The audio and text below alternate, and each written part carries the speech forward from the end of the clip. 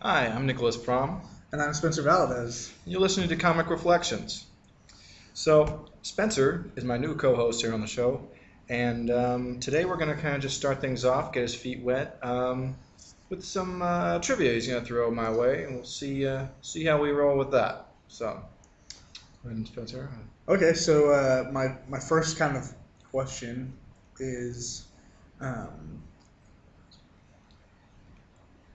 sorry, my first kind of question is the I kind of asked you earlier the Batman companions. I know of Dick Grayson and Mm-hmm. his Robin legacy, but I don't know much more about them. And I'd like to because they're cool characters. Yeah, the Robins. It's an interesting history. Dick. It starts with um, I think 1940, him being introduced as the ward and sidekick to the Bat, um, where he there's a protection scheme. Gangsters are kind of trying to horn in on the circus that I think it's the Haley Circus that the Flying Graysons performed in, and I think Mr. Haley, I want to say that's right. It's like wasn't going to pay for it, and so they caused an accident, and I think the mob enforcer or whatever guy, Tony Zuko, was the guy who put acid on the ropes or something so that the elder Graysons fell to their deaths during the performance. Wayne was in the audience and kind of a little fuzzy on it, but he took the boy in and kind of helped him, trained him to kind of go after criminals, like because he saw himself and the tragedy of his own life Right. in Dick. And so yeah, Dick, as Dick grew to manhood, he and even kind of wasn't really working with the Bat. He was with the Titans more.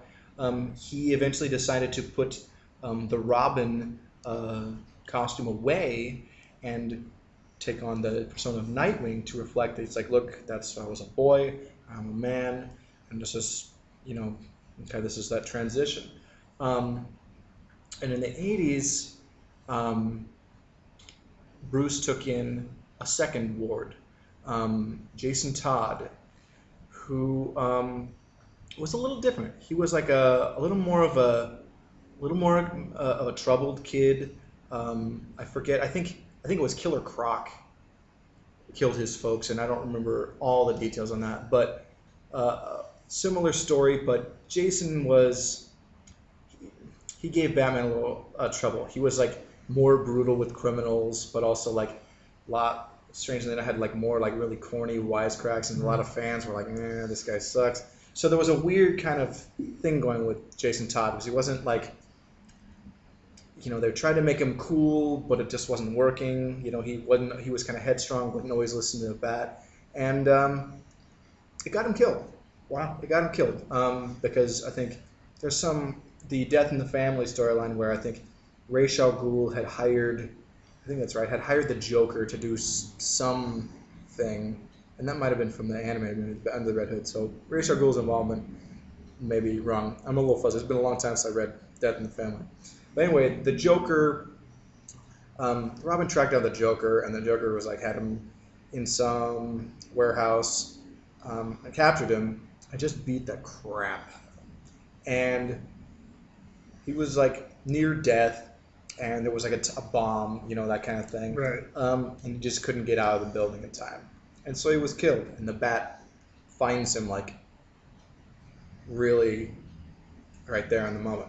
Now, this gets retconned later to where he lived and came back as the Red Hood, and that's a whole another ball of wax. Um, but yeah, the death of Jason impacted uh, Batman in a way that's like it was hard. He became more brutal against criminals. I mean, and wouldn't let himself rest. I mean, he was punishing himself Right. and taking every bad guy was like he was like it was like he was taking revenge on the Joker, so to speak. Not killing guys, but he was just, he ran himself ragged. Right. And then you had Tim Drake come along, the third Batman. And Tim, through Batman, or excuse me, the third Robin. What did I say? The third Batman. Yeah. Wow. Third Robin, and he was a young teenager. I think he was like 12 or 13, something like that. He, through detective skills, actually found his way, figured out Wayne was the Bat. Wow. And found his way to Wayne Manor. He's like, look, I want to be the new Robin. Batman needs a Robin, that kind of thing. And there was some conflict about that. Dick showed up, and he tried to. Tim was like, no, you need to take up this up. Batman needs a Robin, and Dick was like, no, that was when I was a kid, and Bruce raised me, and the first thing he taught me was how to be a man. And that's totally great dialogue. Right. It's good reading. That's the not Death in the Family, but it's A Lonely Place of Dying. It's like the introduction of the third Robin, and also the kind of the wrapping up of that, and kind of dealing with the feelings. And so Tim wasn't an orphan. I think maybe his mother was dead, but his dad was still alive. So it wasn't the same, thing. And Tim ended up being a good Robin. He's still Robin. Well, except for I don't know how it is in New 52. That stuff's just, we don't even want to talk about that right now, but it's awful. It's just terrible. It's just as bad as the Ultimates from Marvel. But anyway, yeah, a lot of it. I mean, but yeah. So Tim was a good Robin, and served as Robin for a long time. So did that? Yeah, it definitely cleared a lot of stuff up for me. Okay. I really got good background. I've seen Red Hood on Netflix and things like that. Yeah, watch that. That's cool. Okay. That'll kind of fill in some of that. And, but I say for books, hey gang and listeners, if you really want to read in a lot of those stories, like read A Death in the Family, read A Lonely Place of Dying. This is key Batman stuff, especially in tying into how Robin fits in the picture and the transition in between Dick to Jason and then to Tim. So awesome, cool. So my next question, we all know the Superman origins of Krypton blowing up. Oh yeah, like that. My question is, where does Supergirl fit into all this? I mean, for a long time, I just assumed Superman was surviving member of the the Krypton. Last son of Krypton. Right. And see, this is a good question. I had recently been thinking I had thought that she was from the bottle city of Candor that Brainiac had extracted from Krypton. Oh, okay. But that's not true. That's not it. Okay. What it is Kara Zor-El. Okay, she's a cousin of Kal-El, of course. When Krypton exploded, her father was obviously I can't remember the brother or cousin of Jor-El. Right. Anyway, he was a leading scientist, but their city of, I think it was Ardor or something, was on Krypton at the time of its destruction, and just kind of shaken loose into space. It wasn't destroyed. It was kind of floating like an island in space with some atmosphere. And they were able to exist and evade the radiation of kryptonite because they were able to line the bottom of the city with lead, and so the kryptonite radiation wouldn't poison them all. And she was actually older than Kal-El, but she was sent away on another rocket from Ardor or something. I think something was going to happen and it was going to be destroyed, I think so. Okay. So whatever that city was, I want to say Ardor. I don't think it's in existence any longer. But anyway, she was off there, but in suspended animation. So Kal had grown to adulthood, right? While she had been in suspended animation. So she came as a young teenager. She was 14 or 15. She comes to Earth, and Superman, they come in contact, and he sets her up with this identity in Midvale, which is neighboring to Smallville. Okay. And first it was an orphanage, and then she kind of became Midvale High, etc. But under the identity of Linda Lee, and she'd wear this brown-haired wig on the blonde locks, and so because the world wasn't ready for her. She needed to, whatever, Of course. fart around and not use her powers. So, but yeah, that was kind of the story with Supergirl, and yeah, so her adventures frequently would be like centered around there, very similar to the Superboy and Smallville stories, and Superman would come and be a part of those stories pretty frequently. Okay. So. So I'd like some origin story on Brainiac, if you could. Brainiac. Boy. Ooh. I remember the animated series from the 90s, which I think took some liberties, had it where Brainiac was like the supreme, almost kind of similar to like the Kree Supreme Intelligence from Marvel Comics, but he was like their supreme like computer on Krypton or whatever. Now this is not true to comic canon. He was like an android from, gosh, I can't remember the name of his planet, but and yeah, I don't know his full origins, but his whole deal was that basically he was wandering in space. He's at this like 7th or 8th level intelligence, which is, I don't know what that's measured against, but real bright. Right. Anyway, and so, but Brainiac had this thing, like he would study worlds and like he would go and like shrink a city and put it in a bottle, and he would like get all the knowledge of that world like in his grill, all up in his grill. And he would save all these cities, and so that's where he had the city from Krypton, Kandor, and I think many of those worlds were destroyed. Okay. I'm not sure if by him or what was the deal. He didn't destroy Krypton, I think, but I'm fuzzy on a lot of the Brainiac details, to be perfectly honest. Okay.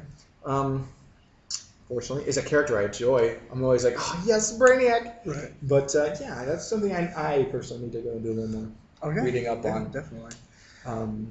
So yeah. Okay, so we talked about this earlier, but the Spider-Man, Amazing Spider-Man, and Ultimate Spider-Man series. Oh yeah. They, there's multiple, and I was wondering, how those play out, with each other. Well, I remember like in the 90s, especially, there was, and there had been 3, but then they kind of expanded to 4. They just had these ongoing titles, and they shared continuity. You had Amazing Spider-Man and Spectacular Spider-Man and the Web of Spider-Man. I think like Spectacular was introduced like maybe in the late 70s or something. Okay. And it seemed like within a decade they would bring out another Spider-Man ongoing series because it's very popular. It was like it's a flagship character for Marvel essentially, for solo character anyway. So yeah, Spider-Man had like 4 ongoing solo books plus like a quarterly, like Spider-Man Unlimited in the 90s. It's just crazy.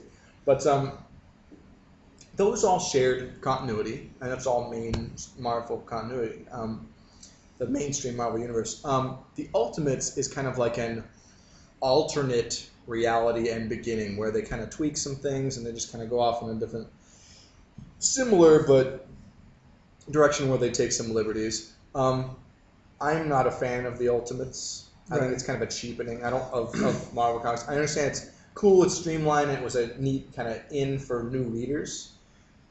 I guess I don't like that they're called Ultimates because it's like, to somebody who doesn't know comics, it sounds like, oh, the definitive. So that's like gravitate towards this. And it's like, okay, but what about, you're lending itself to disregarding all this wonderful history that's gone before. So I agree for that. But Ultimate Spider-Man, I think, is just a garbage title. I don't care if people seem to worship Brian Michael Bendis, but it's a junk book.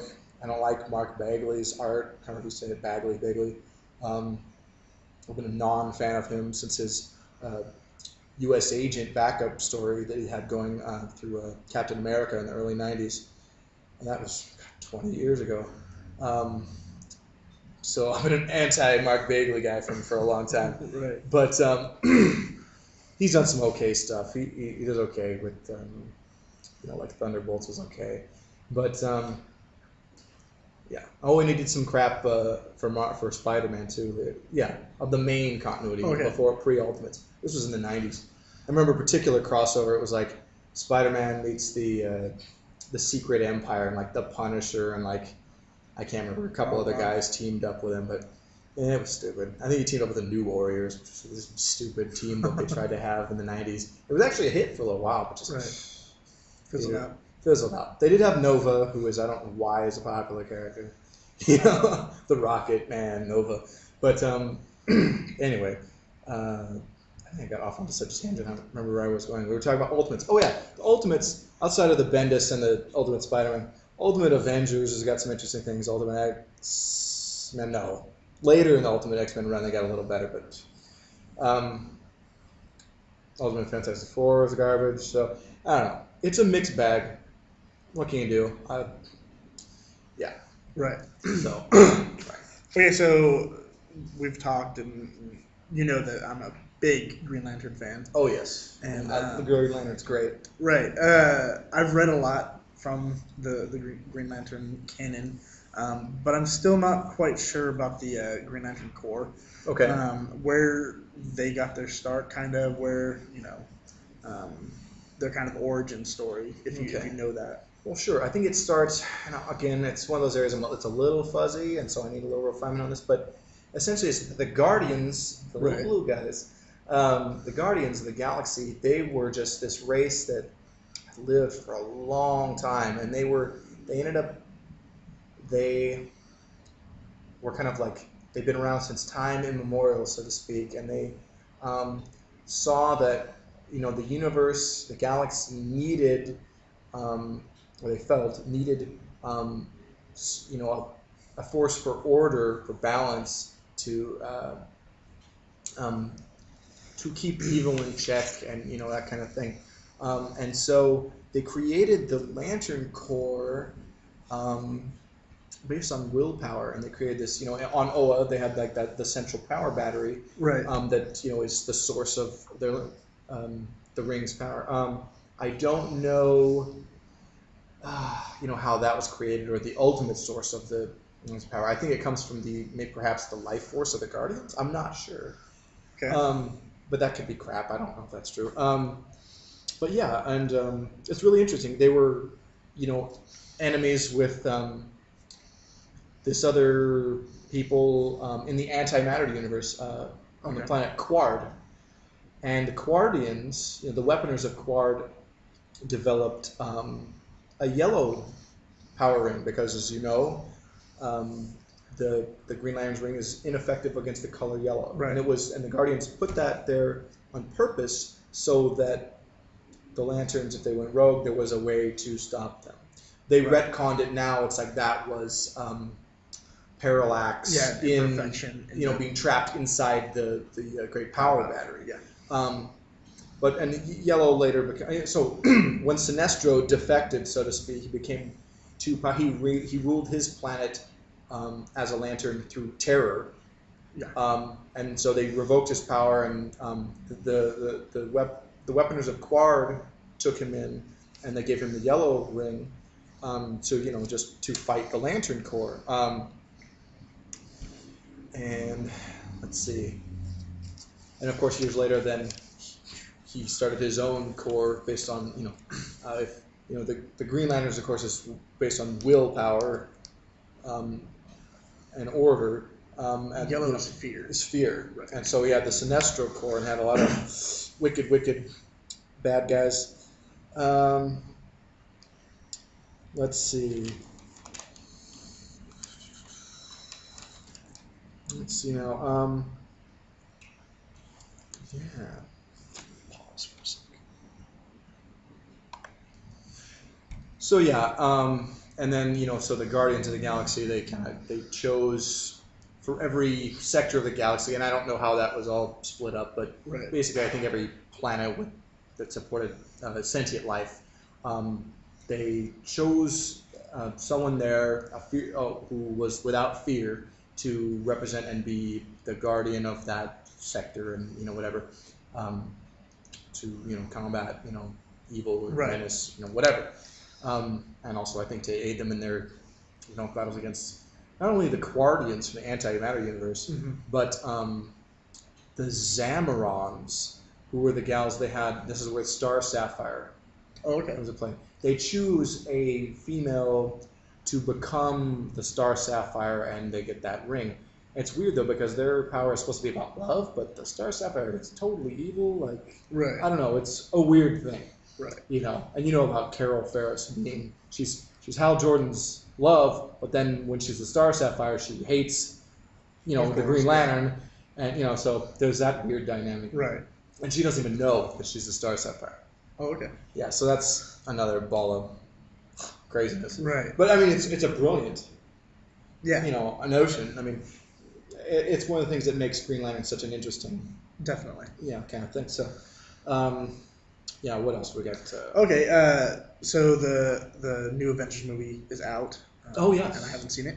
It is wonderful. So I will not spoil it for you. Awesome. It's just terrific. I know that the Hulk is featured in the film. Yeah. And I really don't know much about him at all. He's not someone that I've read much, if any. Okay. And so I was wondering if you could give me a little small history lesson On the Hulkster? on the Hulk. On the Hulk? Okay. Let's see. In the Hulk's creation, I think it's either like 61, 62, early 60s, okay? We're talking Cold War, okay? Yeah. Bruce Banner, is that he's working on the gamma bomb. We already have the atom bomb, we've got the H bomb, now he's got the gamma bomb. Okay. So, and gamma radiation is a real thing. Mm-hmm. Gamma rays, are. So, anyway, they're about to test the bomb, and out in New Mexico or Arizona desert, of course. Of course. I think it is New Mexico. There's this kid who's just kind of driven his Jeep out into the test area. Oh, no. And, they've already, like, the timer set. They're like, on a dare, somebody, sent this guy out there, Rick Jones. And he was an orphan or whatever. He didn't have any real family ties or anything, okay? And Rick, of course, plays heavily into Marvel history later. But Banner's like, oh, crap. I got to get this guy out of there before the bomb goes. So he goes out to the field. It's like, we're testing a bomb out here, guy. You're going to be killed, whatever. So he's like, drags him out to get into like this. There's a shelter area out within the test site. Pushes Rick into this like slough or whatever that's going to be like the protection barrier. Right. Banner doesn't make it. The bomb goes off, and rather than being like vaporized or whatever, his body absorbs the blast. Wow. It's very weird. Pretty much no way that would really work, but right. But anyway, and so instead of dying, he just becomes a guy, and so he's absorbed this gamma radiation. We don't know what it's going to be about, so he finds that. And initially it was, once night fell, he underwent this change into the Hulk. Right. Okay, this brute monster, man monster, was totally invulnerable, whatever. And it was weird. Initially, that first time out, the radiation was so unstable, it's like, he was gray, first of all. Okay. It wasn't rage that set him off, it was the time. Right. Okay, and that changed pretty soon. The very next time the change took place, it went from gray to green, which, funny thing, this was a thing that the Hulk wasn't going to be green. It was going to be gray, always. But they had trouble doing gray at the printers when they were going to press. Right. So they're like, can we do a different color? So they would do it green. Okay. That's how it became green. Oh, wow. And it was so funny because subsequent reprints for years, they always reprinted, if they reprinted that original story, they reprinted it the Hulk in green, but it was really gray. Right. Okay, so, and the nature of the gamma radiations kind of changes. The Hulk is kind of like fairly intelligent, and then kind of like becomes just dumb, and then, it kind of goes back and forth as Banner's brain, whatever, over periods of time. It goes between like, is he hero, is he villain, is he, whatever. He's very misunderstood, always hounded by people. It's a great character because you're like, what is, no matter what he does, it's like, even if he does good, people don't trust him and they're afraid of him. Right. It's great. The Hulk, let's see. Oh yeah, and then I think very soon it changed because it wasn't the night to day thing was like I don't know, a little too corny. Anger or something became a better catalyst, I think, for story. Yeah. To have it that way, and they've kept it that way. I love how the more pissed off he is, the stronger he gets. The madder he gets, the stronger he gets. Right. Which, cool. You know, Yeah. I mean, it seems a little implausible, but all of it is. Right. So, but it's pretty neat, and so. You know, and Rick is there kind of being like, well, you saved my life, so he's always kind of being the companion to the Hulk. Hulk hooks up with the Avengers at some point, and by like their second adventure, it's just not working. He's too unstable, the team doesn't trust him, and this guy, the Space Phantom, I think it's Avengers #2, I think. They fight this guy, the Space Phantom, who can basically assume the form and take on the powers of anybody that he comes into contact with, and sending that person off into the dimension of limbo. Oh, wow. Temporarily. It'll work on anybody except for Thor. It wouldn't work on Thor. Weird. Because he's a god and he's from Asgard, and he's like, So, and actually, I think when he tried to do that, Space Phantom sent himself into limbo. But I should go into that trade. It's good. Let's see, you can read that story. Anyway, during that story, Space Phantom impersonates the Hulk and basically discredits him among the team. And so even though there's resolution at the end of the story, the Hulk's like, you guys don't trust me, I'm out of here. Right. So, and then he hooks up with Prince Namor, the Submariner, who is at that point has been a villain. Mm-hmm. In the 40s, he fought with Captain America and the android Human Torch, against the Nazis and stuff. Right. But then he is like kind of now he's like against humanity because of whatever, I don't know, I forgot. And so he's kind of being a villain, and so he's appeared like fighting the Fantastic Four and the X-Men and stuff. And anyway, so the Hulk teams up with Namor to get revenge on the Avengers. Okay. And in their ensuing battle, and this is part of the Hulk's kind of back and forth, is he hero, is he villain thing that goes on for a while in the 60s. But in the ensuing battle, they end up their way to like the Arctic or whatever in Alaska. And the fight with Namor and the Hulk against the Avengers, Captain America, who had been frozen, following that, trying to defuse that bomb that Zemo had placed on his plane. Anyway, Baron Zemo. Anyway, he'd been frozen. The ice floe that he was trapped in kind of was shook loose, and so that the Avengers discover him because he's like, whatever. Right. And so then Captain America becomes part of the picture. But yeah, and it wasn't until recent years, really, I don't think that the Hulk kind of came back to the Avengers. I like how in the movie they're like going back to like, yeah, we were having the Hulk as part of this dynamic. That's wonderful. I hope that they never not have him in the Avengers movies. I'm sure they'll do several movies. Right. The Hulk is just terrific. And so yeah. Oh, and Bruce Banner's love interest is the Betty Ross,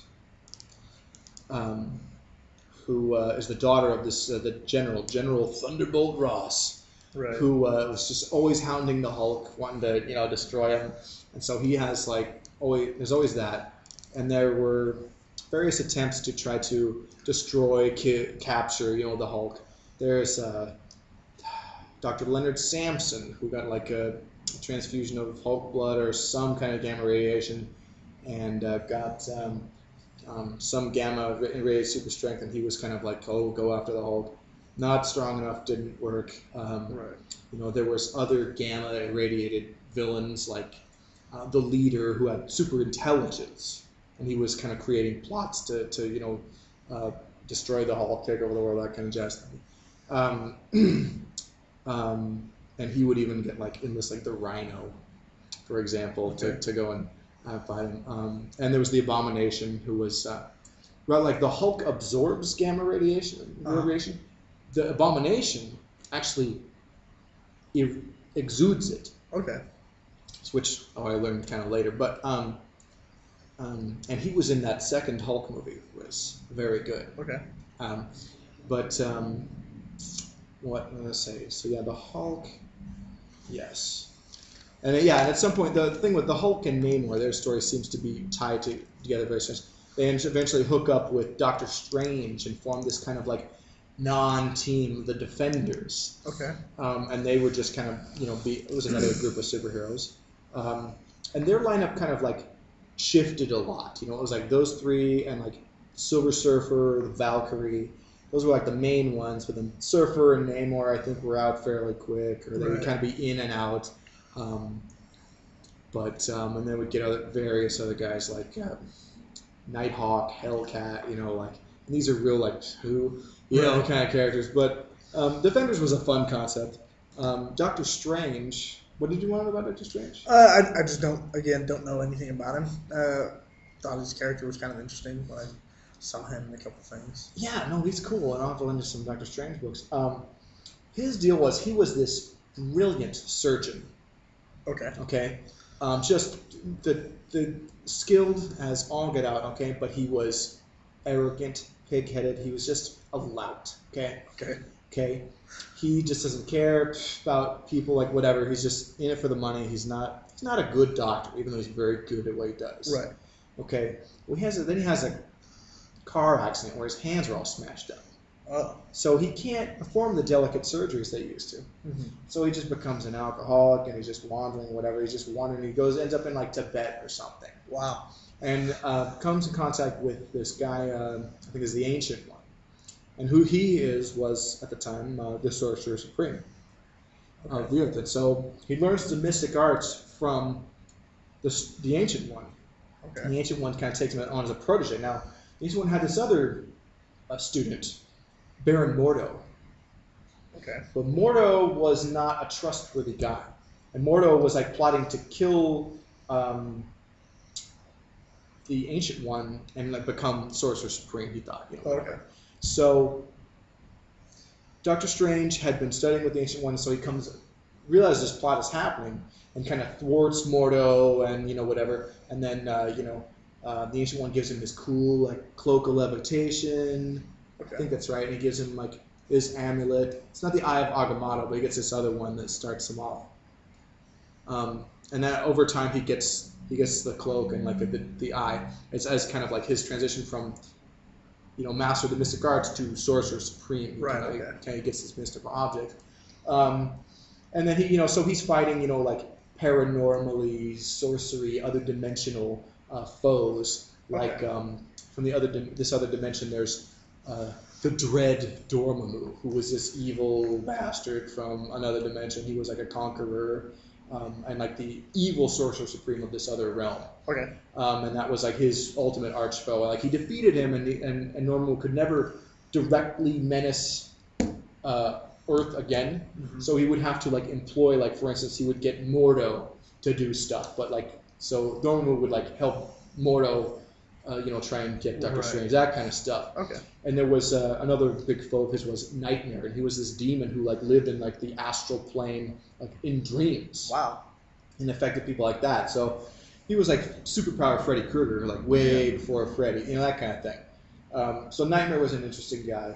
So yeah, I mean Doctor Strange is neat, and so yeah, definitely. Another question I had, kind of moving away from origin stuff, is the comic book fans throw around these terms: Bronze Age, Silver Age, Golden Age. Oh, yeah. Kind of, I want to know more about that. Like, what is like the time span of, say, the Bronze Age of comic books or something like that? Wonderful. Okay, this is a great question, and I can do this wonderfully. Okay, so comic books as a medium really starts in like 1935, I think. Okay. Right around there, and early on it's so and right here this is Golden Age. Okay. Okay. And early on it's reprints of newspaper comic strips.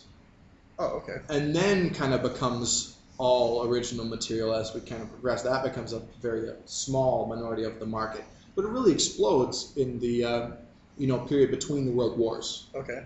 And then into the World War II, it's huge. So comic books are a big medium. And it was really a few years before the superhero kind of came into play. You get Superman comes around in I think it's 1938 or 9. Okay. Okay. and Batman follows and it comes around the next year, and then I think the year following you get Captain Marvel, and there's kind of snowballs. Right. But the Golden Age, for example, is from like 35 or whatever to about 1955. And I'll get to that. What makes that change in the set? Okay. Strangely enough, now the genre, the comic books as a whole, it's dominated by superheroes, and then you'll get some other things kind of going on. Now we get kind of more variety, but for many years it was just like dominated by superheroes and just whatever. Okay. Golden Age, it's kind of like you had like, it was really interesting because you had lots of genres going on. You had Western stuff, adventure stuff, detective stories, all these kinds of things, funny stuff, whatever, and even once. I think in the very late, in the post-war years, after World War II, the superhero genre actually kind of died and became very unpopular. And you saw a huge growth in popularity of the horror comic, the crime comic, so in that really became, especially in the early 50s. The most popular stuff that was out. Crime, horror, science fiction stuff. What happened was there was this doctor, his name was, he was a psychologist, I think, Frederick Wertham, and he had this book called Seduction of the Innocent. And what he put forth in this book was that he was trying to connect comic book fandom or readership of comic books to juvenile delinquency. Oh, okay. And so there was a big hysteria about it. I mean, there were burnings. There was lots of, fiery pulpits, kind of getting really anti. So there was a big anti-comic book sentiment growing. Okay. And there were hearings, about it. It was kind of like part of the House Committee of Un-American, House Affairs of Un-American Activity, that thing, part of the McCarthy era thing. So what we ended up with was the comic book industry instating its own code of self-censorship that became the Comic Code Authority. Right.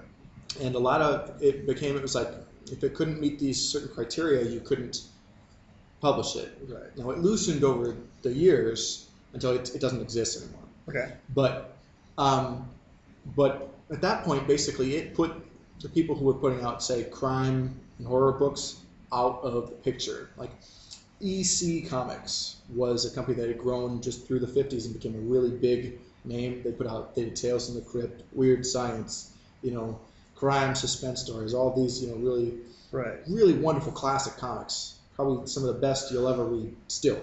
Okay. Probably the pinnacle of good reading, Golden Age comics. They were put out of business pretty much almost overnight. Oh, wow. Because they had distribution problems because of controversy, and then they couldn't publish the stuff they're doing. They tried a new direction, but it just didn't happen. The damage was done. So you had a period there then where there was hardly anything, like only a handful of, say, superhero books had survived the kind of like the post-war decline of the genre. Okay. Superman, Wonder Woman, Batman, sure. Plastic Man from Quality Comics, and I think and Captain Marvel and his family of titles from Fawcett Communications Publications were still going strong. Right. But outside of that, most superhero stuff wasn't happening. It had just fallen away. So 1955, the enactment of the Comics Code, fall of 1955, pretty much marks the end of the golden age of comics. Okay. And I think it was 1956 we get the introduction of DC Comics. Okay, it was national periodicals. Okay, but they start saying their old characters from the golden age. They want to reintroduce more of the characters beyond Superman and Batman and stuff, who would not cease publication. Okay. But they were kind of reintroduce them in a new way. Basically, that character in the name only. So we had the Silver Age version of the Flash, or the Silver Age version of Green Lantern, etc., being introduced. Hal Jordan was not the same as Alan Scott. We didn't have the Guardians of the Galaxy. That was a new concept. Or Guardians of the Universe, excuse me.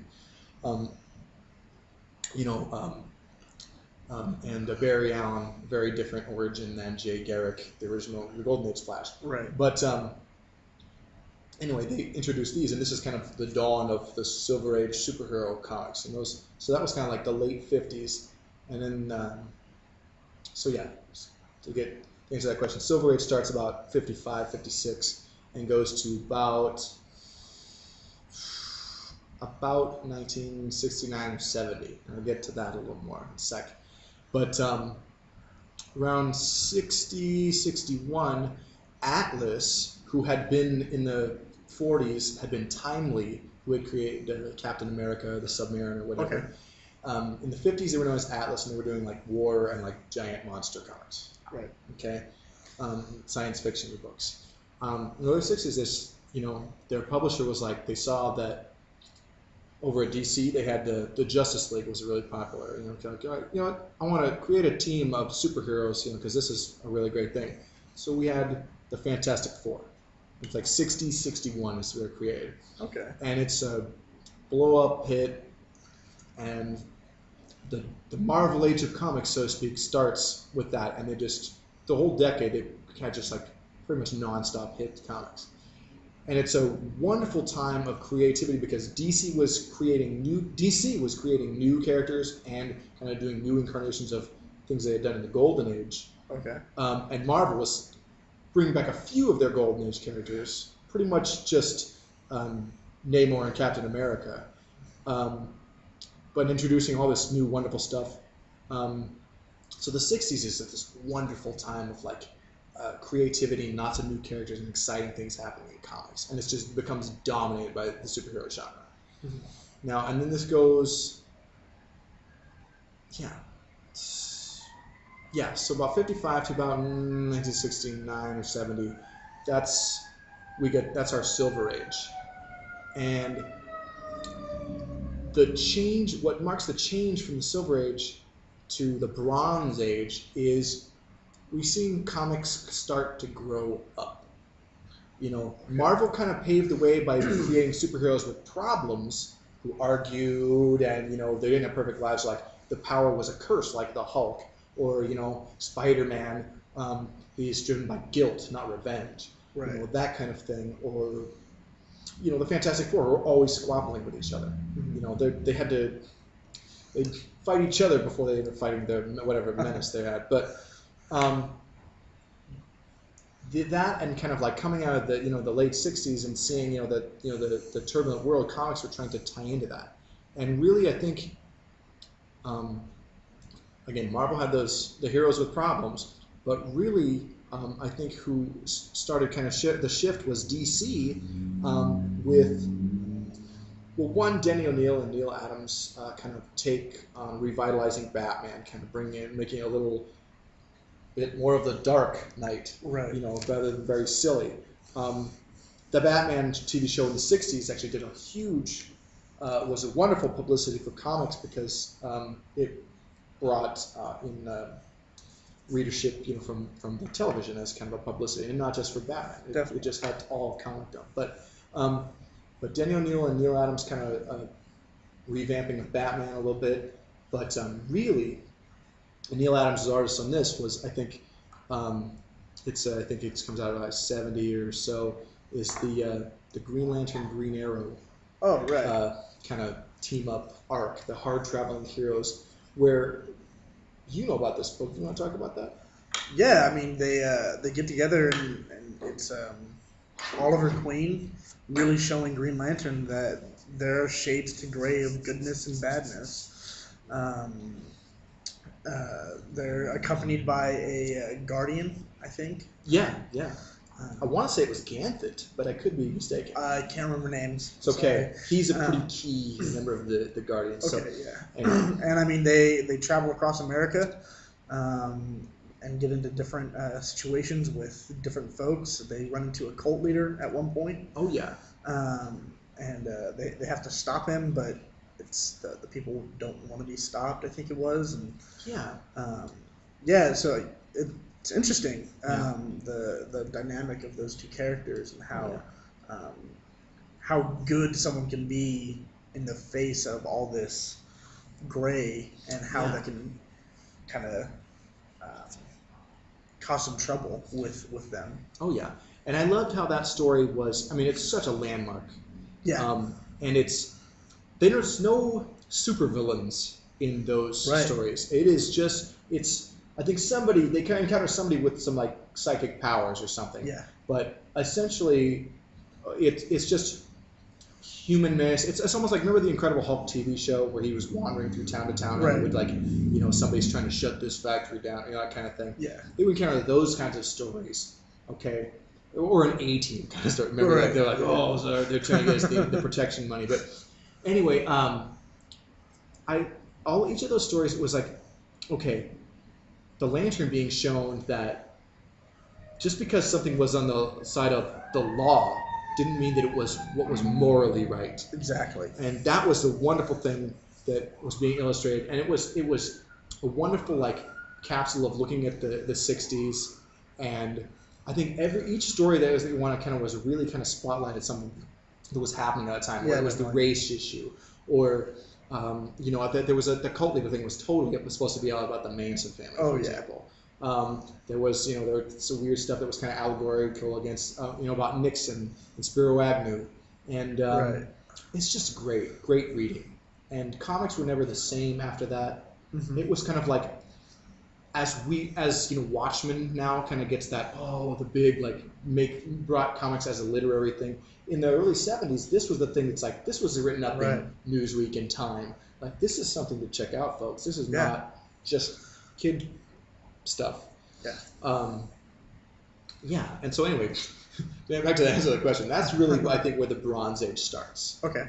And it goes on to about 85 or 6. I think that the Bronze Age, and it's funny that a lot of these are marked by DC milestones. Right. Even though I love Marvel comics too, but the thing is, Crisis on Infinite Earths, which is where DC kind of tried to clean up their continuity because they had created this multiverse kind of thing to explain how, like, so what happened to the Golden Age heroes? They're like, the guy invented this idea where they lived on this other alternate Earth, and that you could travel between them or whatever, and there were just kind of different things. And there was a number of different Earths, and they're like, you need like a friggin' scorecard to kind of keep track of all this. Well, so they created the concept of Crisis on Infinite Earths to kind of unify the DC universe, bring it down to one line of continuity. Anyway, that storyline, Crisis on Infinite Earths, kind of marks it is the capstone on the Bronze Age. Okay. And that's kind of whatever. Post-Crisis is really what was then modern, but I think now we call copper. And then at this point, I don't know, I'm not sure where you demarcate between copper and now modern. But to me, gold, silver, and bronze, that's the important periods in comics anyway. So it doesn't, when I first hear those terms, it makes me think of the quality of the comics, that are being put out. But it's not necessarily right. For superhero comics, it's a lot of it is Golden Age is like, there's some cool stuff, and there's also a lot of, like, put you to sleep stuff. Right. Silver Age is like, wow, there's a lot of great stuff. DC had a lot of, like, just weird stories, not so much like heavy ongoing narrative. Marvel was really doing, like, this is going to carry on and have repercussions, and we refer to this later, rather than we refer to more than just the origin. Right. With other stuff. There was so Marvel had a really cool thing that was they had one up on DC. Okay. They were going deeper, but DC was also creating, like, lots of really neat characters and things too. You had the League and all kinds of stuff, but and also as other companies that had been active in the Golden Age fell away, sometimes they would acquire those properties. Like Quality, I think it was Quality Comics, had Black Hawk, and they had Plastic Man, and they later kind of got incorporated into the DC universe. In fact, Black Hawk very early on. Okay. And Captain Marvel's another thing. I got a whole podcast we could talk about how that story about Captain Marvel. where do we want to go now? Um, yeah, I'm not sure I have many more questions for you. Okay. The bronze, silver, gold age was my big question for you, I think. Well, I think for the time being, then maybe we can call it a day. We can wrap this up. Okay. And we will. Thanks for listening, everybody. And we will be back to you with a new episode very soon. Definitely. Be talking a little more in depth. Our direction now is really going to be story and plot and character, writers, artists. We're going to delve deep into that. Awesome. And a lot of classic stories. So, I think it's going to be some exciting stuff. Definitely. Stay with us. We'll see you next time, gang. Bye.